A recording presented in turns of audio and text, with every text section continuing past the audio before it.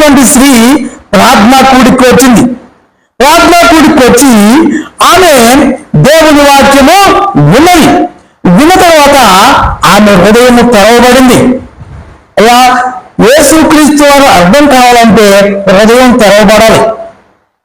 హృదయం తెరవబడితే యేసుక్రీస్తు వారు అర్థమవుతారు. జైలు అధికారి కూడా ఎప్పుడైతే వాక్యం విన్నాడో అప్పుడు మనము పరిశుద్ధుల్ని బాధ పెట్టాం, ప్రభు పరిచారకుల్ని బాధ పెట్టాం అని గ్రహించి వెంటనే వాళ్ళ గాయాలు కడిగి వారికి పరిచర్య చేసి వాక్యం విన్నాడు. ఇంటి వారందరూ కూడా రక్షణ పొందారు. ఇక్కడ లూదియా కూడా 14వ వచనంలో చూడండి. అప్పుడు లూదియా దైవభక్తి గల స్త్రీ వినుచుండెను. ఆమె ఉదాహరణ పొడిని అమ్ము థియోతైర పట్టణస్థురాలు. ప్రభువు ఆమె హృదయం తెరిచెను గనక పౌలు చెప్పిన మాటలందు లక్ష్యమించెను.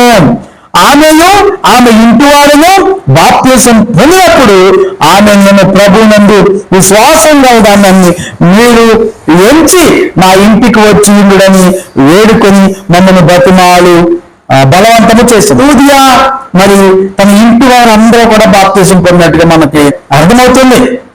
కాబట్టి ఇంటి వారందరికీ కూడా రక్షణ అవసరమై ఉన్నది.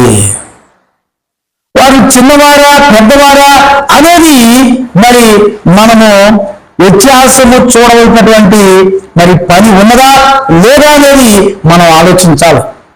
ఎదురుగారు కూడా ఈ అపోస్తుల కార్యాలు 2వ అధ్యాయము 38-39 వచనాల్లో ఇలాగున ఆయన ప్రసంగం చేస్తూ మాట్లాడుతున్న సందర్భాన్ని మనం చూడొచ్చు. అపోస్తుల కార్యాలు 2వ అధ్యాయము 38-39 వచనాలు మనం చూస్తే అక్కడ కూడా రక్షణ సందేశాన్ని అందిస్తూ మాట్లాడిన మాటలు మనం చూడండి.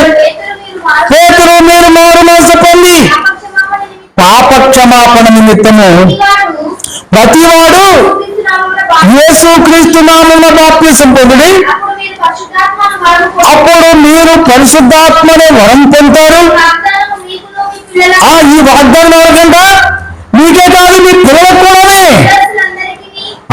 ఏంటన్నా, మీకు మీ పిల్లలకి దూరస్తులందరికీ అనగా ప్రభువైన మన దేవుడు తన యొద్దకు పిలిచిన వారందరికీ కూడా చెందును. అంటే పిల్లలందరూ లేదా? ఈ వాగ్దానం ఎవరికంట? మీకు మీ పిల్లలకి దూరస్తులకి తన యొద్దకు పిలిచిన వారందరికీ చెందుతున్నాయి.